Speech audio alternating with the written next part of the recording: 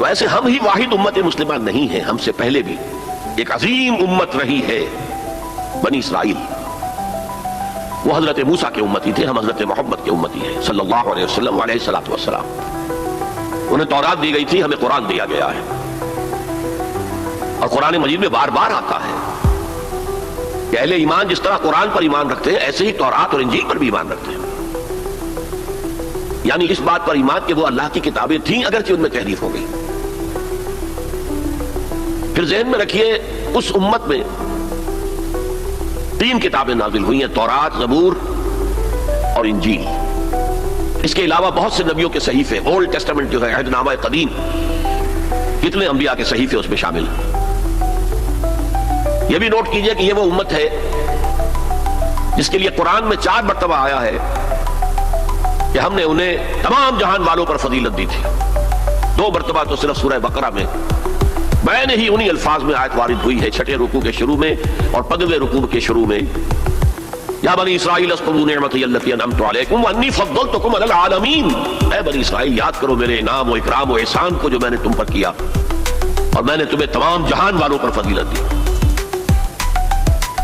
پھر جب سے یہ ایک امت کی شکل میں آئے، اس سے پہلے وہ ایک قوم تھے بنی اسرائیل، 12 قبیلے جو حضرت یعقوب علیہ السلام کے 12 بیٹوں سے چلے، قوم تھے وہ، امت نہیں تھے۔ امت تب بنے ہیں جب حضرت موسیٰ علیہ السلام کو تورات دی گئی۔ اس وقت سے لے کر 1400 برس ایسے گزرے ہیں اس امت میں کہ کوئی ایک لمحہ بھی نہیں تھا کہ کوئی نبی موجود نہ ہو۔ یہ جو چین ہے مسلسل انبیاء کی، آغاز بھی 2 رسولوں سے ہوا، موسیٰ اور ہارون علیہ السلام، اختتام بھی 2 پر ہوا، عیسیٰ اور یحییٰ علیہ السلام، اور دونوں کے درمیان سمجھئے کہ ڈور بندھی ہوئی ہے کہ اس میں کہیں کو رکھنا نہیں۔ بخاری شریف میں روایت ہے حضور کی صلی اللہ علیہ وسلم، کانت بنو اسرائیل تسوسهم الانبیاء کلما ہلک نبی خلفہ نبی، بنی اسرائیل کی سیاست، ان کے انتظامی معاملات انبیاء کے ہاتھ میں ہوتے تھے، جیسے ہی کوئی نبی فوت ہوتا تھا کوئی اور نبی اس کا خلیفہ بن جاتا تھا، جیسے حضرت داؤد، حضرت سلیمان، یہ 2 مثالیں تو ہر انسان کو معلوم ہیں۔ بہرحال اس امت اور موجودہ امت مسلمہ امت محمد صلی اللہ علیہ وسلم میں مشابہتیں 2 اعتبارات سے بیان کی گئی۔ ایک اس اعتبار سے مسلمانوں تم میں بھی وہ ساری گمراہیاں پیدا ہوں گی جو سابقہ امت میں پیدا ہوئی۔ لَتَتَّبِعُنَّ سُنَنَ مَنْ كَانَ قَبْلَكُمْ، تم لازماً پیروی کرو گے ان کے طور طریقوں کی کہ جو تم سے پہلے تھے، حتیٰ کہ اگر وہ گوہ کے بل میں گھسے تھے تم بھی گھسو گے، اور اگر ان میں سے کوئی شقی ایسا اٹھا تھا کہ اس نے اپنی ماں سے زنا کیا تو تم میں بھی کوئی بدبخت ضرور ایسا اٹھے گا جو اپنی والدہ سے زنا کرے گا۔ تو یہ تو ہے گمراہیوں کا معاملہ، امت کے اندر پیدا ہونے والی اعتقادی اور عملی گمراہیاں۔ چنانچہ اس کے ضمن میں جو 10 رکوعوں پر مشتمل فرد جرم عائد کی گئی ہے بنی اسرائیل پر سورہ بقرہ میں، 5ویں رکوع سے شروع ہوتی ہے بات اور 15ویں رکوع کے آغاز تک چلتی ہے، اس میں در حقیقت ہم اپنی موجودہ کیفیت کا اس آئینے میں مشاہدہ کر سکتے ہیں۔ وہ ساری اعتقادی اور عملی گمراہیاں ہمارے اندر پیدا، ہم تو بخشے بخشائے ہیں، سیغفر لنا، ہم تو اللہ کے محبوب اور چہیتے ہیں، ہمیں تو آگ جہنم کی چھوئے ہی کہ نہیں چھوئے گی تو گنتی کے چند دن۔ پھر دین کے اندر تفریق، کچھ احکام ماننے کچھ نہ ماننے، جس کا میں حوالہ اس سے پہلے دے چکا ہوں، افتؤمنون ببعض الکتاب وتکفرون ببعض۔ پھر یہ کہ دین کے ظاہر کے اوپر ہی اپنی ساری توجہ جو ہے مرکوز کر دینا، باطنی اس کی حقیقت اور باطنی روح سے صرف نظر کر لینا، ظاہری چیزوں میں بال کی کھال اتارنا اور چھوٹی چھوٹی چیزوں پر کفر کے فتوے لگا دینا، جیسے کہ حضرت مسیح نے کہا تھا کہ تم مچھر چھانتے رہ جاتے ہو اور سموچے اونٹ نکل جاتے ہو۔ رفع یدین پر تو ہو رہا ہے، من دیگرم تو دیگری، تم اور ہو میں اور ہوں، اور سودی کاروبار میں بھی کر رہا ہوں وہ بھی کر رہا ہے، کوئی پرواہ نہیں۔ تو ایک پہلو تو یہ ہے، اور وہ بھی ہمارے لیے بہت توجہ طلب ہے کہ ان آیات کو پڑھتے ہوئے ہم اپنا جائزہ لیتے رہیں کہ اصل میں ان آیات میں سورہ بقرہ کے 10 رکوعوں میں اللہ تعالیٰ نے پیش کی ایک آئینہ ہمارے سامنے رکھ دیا کہ اس اعتبار سے تمہارے اندر بھی گمراہیاں پیدا ہو کر رہیں گی، تاکہ جن کو بھی اللہ توفیق دے وہ اس آئینے میں اپنی تصویر دیکھ کر اپنی اصلاح کی طرف متوجہ ہو جائیں۔ دوسرا، اس حدیث میں حضور نے فرمایا کہ جو حالات ان پر وارد ہوئے تھے، ایک ہے ان کی اپنی اعتقادی اور عملی گمراہیاں، ایک ہے جو حالات ان پر واقع ہوئے تھے، وہی حالات امت محمد صلی اللہ علیہ وسلم پر بھی واقع ہوں گے، اور اس ضمن میں جو آپ نے تشبیہ دی ہے اس سے زیادہ فصاحت و بلاغت پر مبنی تمثیل یا تشبیہ ممکن نہیں. جیسے ایک جوتی کے دو جوتے، ایک جوڑے کے دو جوتے، اگر آپ ان کو زمین پر رکھا ہوا دیکھیں گے تو فرق نظر آئے گا. ایک کا پنجہ یوں ہے، ایک کا پنجہ یوں ہے، فرق ہے. ان کے تلوے ملا دیجئے تو بال برابر فرق نہیں. تو ویسے تو ظاہر بات ہے ان دونوں امتوں کی تاریخ میں 2000 سال کا فصل ہے، نصف صدی کا قصہ ہے، 2-4 برس کی بات نہیں. تو ایگزیکٹلی تو وہ حالات نہیں ہو سکتے، لیکن یہ کہ اگر آپ تھرو دی لائنز ریڈ کر سکتے ہو بین السطور، تو واقعہ یہ ہے کہ بالکل کاربن کاپی ہے. جو کچھ ان پر بھی تھا وہی ہم پر بھی تھا. اور جیسا کہ میں نے عرض کیا اسی حدیث کی روح سے، اور پھر یہ آیات جو آج تلاوت بھی کی گئی، جن کی قرات کی گئی، جن کا ترجمہ آپ کو جناب منظور شیخ صاحب نے بھی سنا دیا، میں بھی کچھ ترجمہ کروں گا. ان آیات پر جب میں نے غور کیا، اس حدیث کی روح سے ان چند آیات میں جو خزانہ تھا، صندوق تھا اس کا، اسے کھولا تو جو بات سامنے آئی ہے وہ آج آپ کے سامنے رکھ رہا ہوں. دوسری بات جو میں چاہتا ہوں کہ واضح ہو جائے وہ یہ ہے کہ میرا موضوع ہے امت کا ماضی، حال اور مستقبل. اسلام کا ماضی، حال اور مستقبل یہ دوسرا موضوع ہے. ان دونوں کو ایک شے نہ سمجھیے. اسلام کا عروج حضور کے اور خلافت راشدہ کے دور میں ہوا، اور خلافت راشدہ کے اختتام کے ساتھ اس کا زوال شروع ہو گیا. وہ زوال تقریباً 1400 برس تک مسلسل جاری رہا. ہاں اب وہ وقت آنے والا ہے کہ پھر اس کا ایک عروج ہوگا. لیکن امت کا معاملہ اس کے برعکس ہے. امت ایک مرتبہ اٹھی، پھر گری، پھر اٹھی، پھر گری. اور بنی اسرائیل کے لیے انہی 4 ادوار کا تذکرہ ہے جو ان آیات میں ہے. ہم نے یہ فیصلہ سنا دیا تھا، پیش کی بنی اسرائیل کو، وَقَضَيْنَا إِلَىٰ بَنِي إِسْرَائِيلَ فِي الْكِتَابِ، اپنی کتاب میں، تورات میں، لَتُفْسِدُنَّ فِي الْأَرْضِ مَرَّتَيْنِ، تم 2 مرتبہ زمین میں بڑا فساد مچاؤ گے، وَلَتَعْلُنَّ عُلُوًّا كَبِيرًا، اور سرکشی کرو گے، بہت اونچی سرکشی، بہت بڑی سرکشی. اب یہاں پر حذف سمجھیے، محذوف سمجھیے، انڈرسٹوڈ سمجھیے کہ جب یہ وقت آئیں گے تو تم پر ہمارے عذاب کے شدید کوڑے پڑیں گے. اس لیے کہ آگے جو لفظ وعدہ آ رہا ہے، فَإِذَا جَاءَ وَعْدُ أُولَاهُمَا، تو وعدہ تو عذاب کا تھا اصل میں، یہ تو خبر تھی صرف، یہ وعدہ نہیں تھا کہ تم 2 مرتبہ اپنی تاریخ کے دوران بہت شدید سرکشی کرو گے، اللہ کے خلاف، اللہ کے دین کے خلاف، اللہ کی شریعت کے خلاف بہت فساد مچاؤ گے. اور یہاں جیسا کہ میں نے عرض کیا اب امپلائڈ سمجھیے، اور اس پر ہمارے عذاب کے شدید کوڑے تم پر برسیں گے.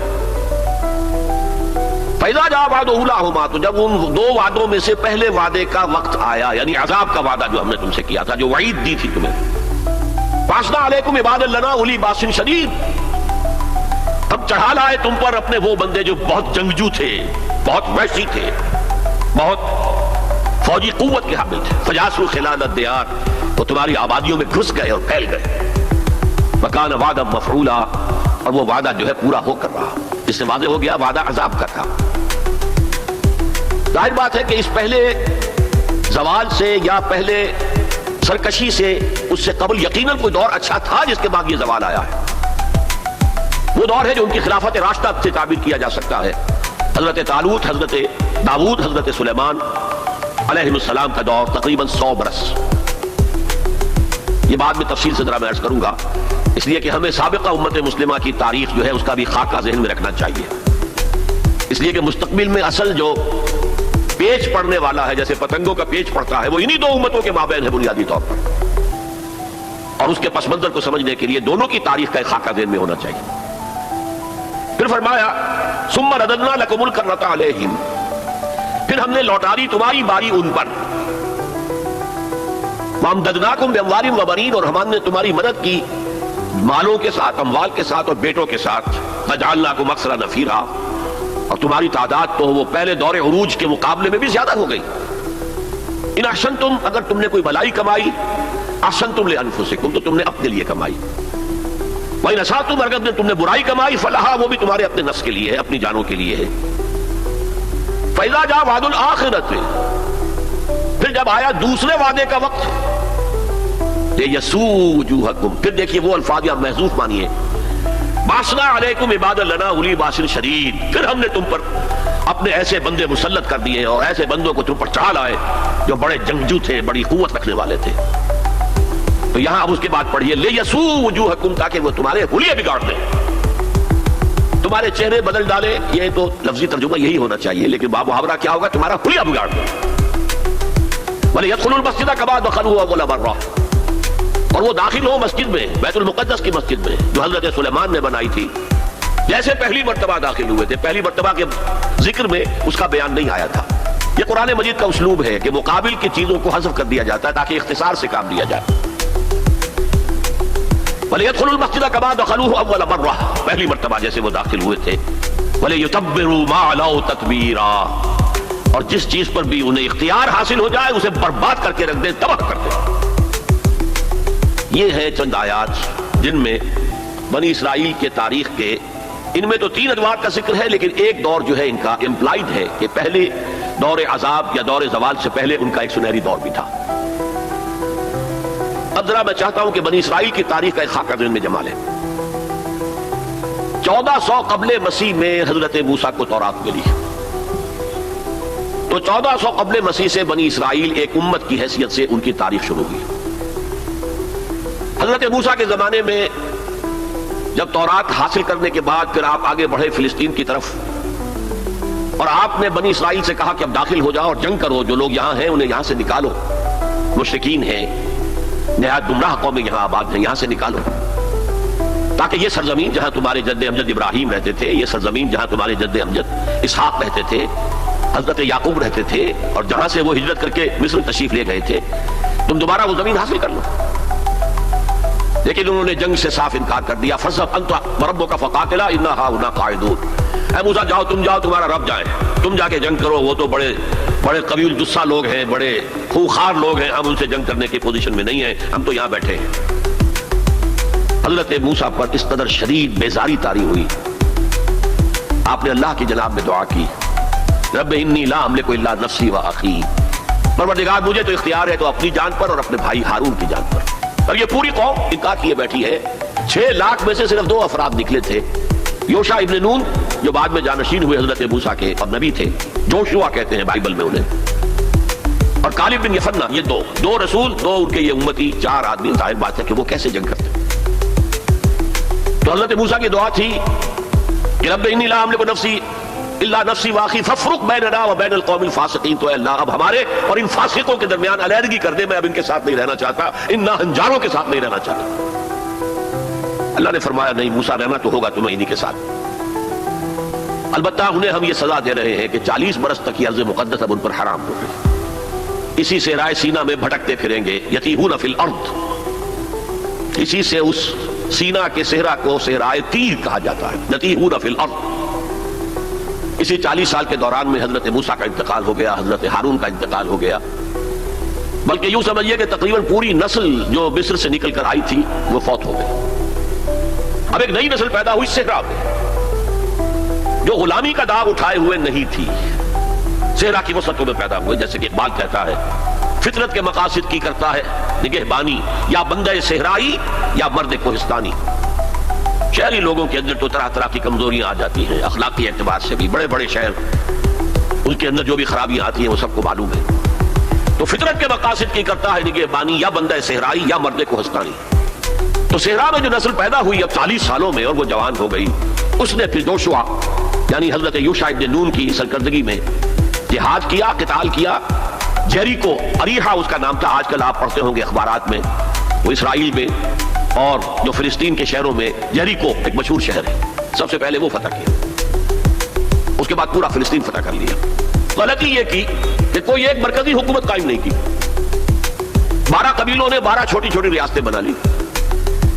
اب 12 ریاستیں ہوں گی تو آپس میں کھٹ پٹ بھی ہوگی، اختلافات بھی ہوں گے۔ جیسے ہمارے دور زوال میں ہندوستان میں جب مغلیہ سلطنت کا جو کنٹرول تھا وہ ڈھیلا پڑ گیا، تو اب ہر جگہ پر راجے ہیں، مہاراجے ہیں، نواب ہیں، لوکل لوگ کھڑے ہو گئے، اور ان پر کوئی کنٹرول اب مرکز کا نہیں رہا۔ پھر وہ آپس میں لڑتے بھی تھے، یہ آپس میں لڑتے بھی تھے، اور جو قریب کے مشرک قبائل تھے ان سے ایک دوسرے کے خلاف مدد بھی لیتے تھے، ان سے شادیاں بھی کی، ان سے خلا ملا بھی رکھا، مشرکانہ اوہام بھی پیدا ہو گئے، غلط رسومات بھی انہوں نے اپنے ان مشرک ہمسایوں سے سیکھ لی۔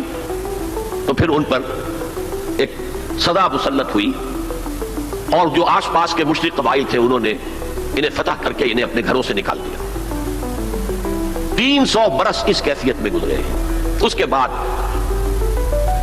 جب ان کا حال یہ ہو گیا کہ اپنے گھروں سے نکال دیے گئے, ان کے بیٹوں کو روک لیا گیا غلام بنانے کے لیے, تو پھر انہوں نے وقت کے نبی سے کہا کہ ہمارے لیے ایک بادشاہ آپ معین کر دیں, سپہ سالار معین کر دیں کہ ہم اس کی قیادت میں قتال کریں. وہ واقعہ قرآن مجید میں سورہ بقرہ میں تفصیل سے ہے, میں اس کی تفصیل میں نہیں جانا چاہتا. بہرحال اس کے نتیجے میں حضرت طالوت, پھر حضرت داؤد, پھر حضرت سلیمان, یہ 100 برس ہیں جن میں ان کو کہنا چاہیے کہ ان کا پہلا سنہری دور, جسے میں کہہ رہا ہوں ان کی خلافت راشدہ. یعنی فٹ نوٹ کیجئے, ہماری خلافت راشدہ دور نبوت سے متصل ہے, کوئی فصل نہیں ہے اس کے مابین, لیکن ان کی خلافت راشدہ میں 300 برس کا فصل ہے. دور نبوت حضرت موسیٰ علیہ السلام کا 300 سے بھی تقریباً 350 برس, وہ بھی شمار کر لیجئے جو صحرائے تیہ میں بھٹکتے ہوئے گزرے. بہرحال یہ 100 سال ان کے بڑے شاندار تھے. حضرت داؤد کی حکومت اور حضرت سلیمان کی حکومت تو اس اعتبار سے پوری انسانی تاریخ میں یونیک ہے کہ ہوا پر بھی انہیں کنٹرول دے دیا گیا, جنات ان کے تسلط میں آ گئے, اور پرندوں اور جانوروں کی بولیاں بھی ان کو سکھا دی گئیں. اس قسم کی حکومت تو اللہ نے کسی اور کو کبھی دی ہی نہیں. لیکن پھر اب ان کا دور زوال شروع ہوا. حضرت سلیمان کے 2 بیٹوں کے درمیان سلطنت تقسیم ہو گئی. شمالی اسرائیل چھوٹی تھی اور بڑی یہودا, 2 حصوں میں تقسیم ہو گئی. اور ان میں سوال آیا اخلاقی, مذہبی, اعتقادی, عملی, دنیا پرستی, دولت پرستی, مشرکانہ اوہام, غلط رسوم. اس کے نتیجے میں پھر اللہ کے عذاب کا پہلا کوڑا جو ہے, بڑا کوڑا, وہ پڑا, اور وہ 2 حصوں میں آیا. نوٹ کر لیجئے. پہلے اشوریوں نے, سیریا کے رہنے والے اشوریوں نے حملہ کیا اور شمالی سلطنت اسرائیل کو تہس نہس کر دیا, ختم کر دیا. یہ ہوا ہے تقریباً 700 قبل مسیح. خلافت راشدہ ان کی ہے 1000 قبل مسیح سے لے کے 900 قبل مسیح تک. تو گویا کہ اس کے 200 برس کے بعد سلطنت اسرائیل ختم.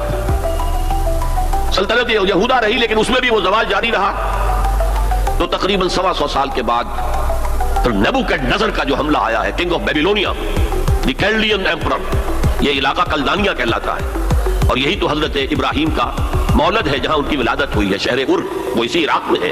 عراق کا پرانا نام جو ہے وہ بیبیلونیا ہے, بابل.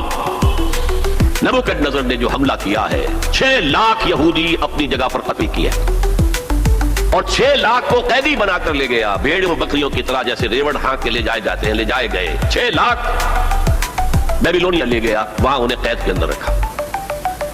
یہ ان کا پہلا بہت ہی بڑا جو ہے اللہ کے عذاب کا دور تھا.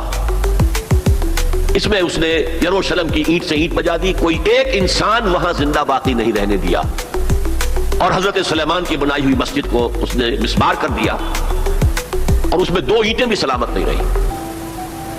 قرآن میں جو سورہ بقرہ میں ذکر ہے, او کالذی مر علی قریۃ وہی خاویۃ علی عروشہا, یہ واقعہ حضرت عزیر علیہ السلام کا. وہ جب آئے انہوں نے دیکھا یہ یروشلم کا یہ حال ہو گیا ہے, تو انہوں نے وہ الفاظ کہے, انا یحیی ھذہ اللہ بعد موتہا, یہ شہر جو اس طرح مر گیا, ختم ہو گیا, ایک متنفس زندہ نہیں, 2 اینٹیں سلامت نہیں, اللہ کیسے اس شہر کو دوبارہ آباد کرے گا؟ تو اللہ نے فاماتہ اللہ 100 عام, 100 سال کے لیے موت طاری کر دی. وہ واقعہ آپ نے پڑھا ہوگا, میں اس میں تفصیل میں نہیں جا سکتا. بہرحال اس کے 100 برس کے بعد تقریباً اب تاریخ نے ایک اور کروٹ لی. یہ فلسطین کے مشرق میں عراق, عراق کے مشرق میں ایران. ایران میں ایک زبردست شہنشاہ جو ہے وہ سامنے آیا, کیخورس یا سائرس, جسے ذوالقرنین بھی کہتے, 2 سینگوں والا, اس لیے کہ اس نے 2 ملکوں کو جوڑ کر ایک سلطنت بنائی تھی, پارس اور مادرا. ان دونوں کو جوڑ کر ایک سلطنت بنائی, عظیم ایرانی سلطنت, جس کا 2500 سالہ جشن منایا تھا. وہ جو شہنشاہ ایران تھا, جو خواب دیکھ رہا تھا, اسی اپنے دور کو واپس لانے کا. سائرس جو ہے اس نے حملہ کیا بیبیلونیا پر, اور ان کی حکومت ختم کی. نیبوکڈنیزر کے جو بھی وہاں اس وقت وارث تھے, اور یہودیوں کو اجازت دے دی کہ اب تم جاؤ, جا سکتے ہو, جا کر اپنا معبد بھی دوبارہ تعمیر کر سکتے. اس نے مدد بھی کی, اس کے جانشینوں نے بھی مدد کی, ساز و سامان بھی جاؤ بناؤ, اور اپنی سلطنت میں دوبارہ آباد ہو جاؤ. اس وقت حضرت عزیر علیہ السلام کی دعوت توبہ, توبہ کی مدد, توبہ کرو, توبہ کرو, توبہ کرو, ریپنٹ, ریپنٹ, ریپنٹ, اصلاح کرو اپنے اعمال کی, اپنے عقائد کی. اور یہ دعوت مفید ہوئی, اور ایک رینائسنس ہو گیا, احیاء ہو گیا بنی اسرائیل کے اندر, مذہبی, روحانی, اخلاقی اعتبار سے ایک احیاء ہو گیا. چنانچہ اللہ تعالیٰ نے اب ان کی مدد کی, ان کو مال بھی دیے, ان کو اولاد بھی دی, ان کی تعداد بھی بہت بڑھ گئی, اور اب پھر 100 سالہ ان کا دور آیا ہے جو بہت عظمت کا ہے. ثم رددنا لكم الكرة عليهم وامددناكم باموال وبنين وجعلناكم اكثر نفيرا. اس کو کہتے ہیں تاریخ میں مکابی امپائر. زمینی رقبے کے اعتبار سے یہ حضرت سلیمان کی سلطنت سے بھی بڑی تھی. اگرچہ میں ذکر کر چکا ہوں حضرت سلیمان کی حکومت کا کچھ اور ہی معاملہ تھا, وہ تو کسی اور کا ہوا ہی نہیں, لیکن زمینی رقبہ مکابی سلطنت کا حضرت سلیمان کی سلطنت سے بھی بڑا تھا. لیکن اس کے بعد پھر وہی ہوا, پھر وہی زوال, پھر اسی طریقے سے مشرکانہ اوہام عقائد کے اندر گھس گئے, بدعات رسومات نئی سے نئی, اپنے آس پاس کے اڑوس پڑوس کے لوگوں سے چیزیں سیکھ سیکھ کر اپنے اندر داخل کرنا, دنیا پرستی, شہوت پرستی, پھر ان کے اوپر عذاب کے کوڑے برسے. یہ ہے وَإِذَا جَاءَ وَعْدُ الْآخِرَةِ بَعَثْنَا عَلَيْكُمْ عِبَادًا لَنَا أُولِي بَأْسٍ شَدِيدٍ لِيَسُوءُوا وُجُوهَكُمْ وَلِيَدْخُلُوا الْمَسْجِدَ كَمَا دَخَلُوهُ أَوَّلَ مَرَّةٍ. جب مکابی سلطنت کے دور میں وہ ہیکل سلیمانی یا مسجد اقصی حضرت سلیمان کی دوبارہ تعمیر کر دی گئی تھی, اسے وہ کہتے ہیں سیکنڈ ٹیمپل. لیکن ان پر اب جو آئے کوڑے وہ یورپ سے آئے. پہلے گریکس آئے, Alexander the great and Seleucus, ان کی حکومت ان پر قائم رہی, انہوں نے روندا پاؤں تلے.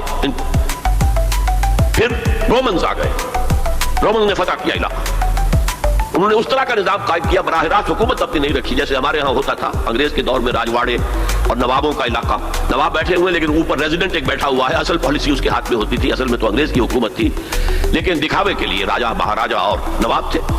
اس طرح وہ یہودی حکومت انہوں نے قائم رکھی وہاں, لیکن اصل طاقت اپنے ہاتھ میں رکھی. تو کچھ یہودی بار بار بغاوتیں کرتے رہے, وہ چاہتے تھے کہ رومن سے ہم خلاصی حاصل کریں, اور ان کو دبایا بھی جاتا رہا. اسی دور میں حضرت مسیح کی ولادت ہوئی, اسی دور میں پھر انہوں نے اپنی دعوت پیش کی, اسی دور میں پھر ان کے بڑے بڑے جو صوفیاء تھے, فقہاء تھے, مفتی حضرات تھے, انہوں نے حضرت مسیح کو کافر اور مرتد واجب القتل قرار دیا, اور اپنے بچ پڑتے انہیں سولی پر چڑھوا کے دم لیا. اگرچہ اللہ نے جو کچھ کیا وہ بالکل مختلف ہے, انہیں سولی پر چڑھنے نہیں دیا. ولیکن شبہ لہم, ایک اور شخص کی شباہت بنا دی گئی حضرت عیسیٰ کی سی, اور وہ ہے جو سولی چڑھا اور گرفتار ہوا.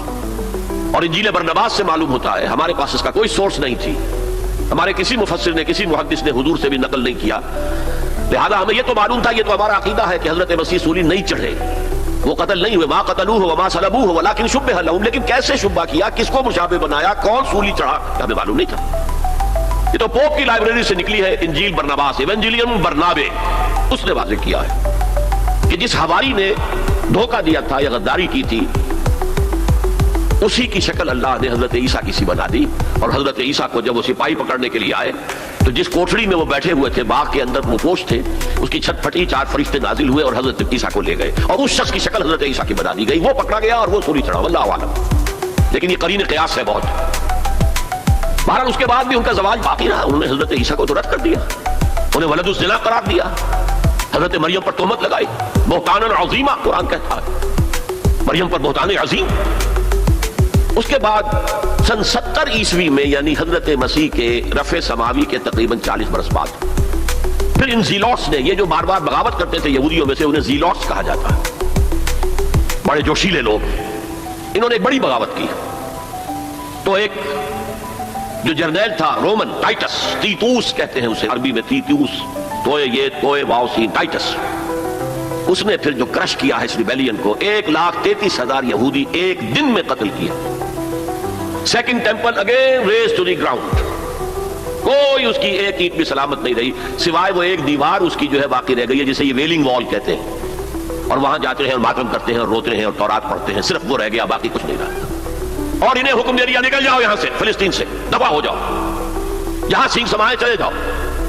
یورپ میں چلے گئے, ایشیا کے ممالک میں چلے گئے, افریقہ کے ممالک میں چلے گئے, ایران میں آ گئے, ترکی میں آ گئے, وغیرہ وغیرہ. سن 70 عیسوی میں, یعنی حضرت مسیح کے رفع سماوی کے تقریباً 40 برس بعد, پھر ان زیلوٹس نے, یہ جو بار بار بغاوت کرتے تھے یہودیوں میں سے, انہیں زیلوٹس کہا جاتا ہے, بڑے جوشیلے لوگ, انہوں نے ایک بڑی بغاوت کی.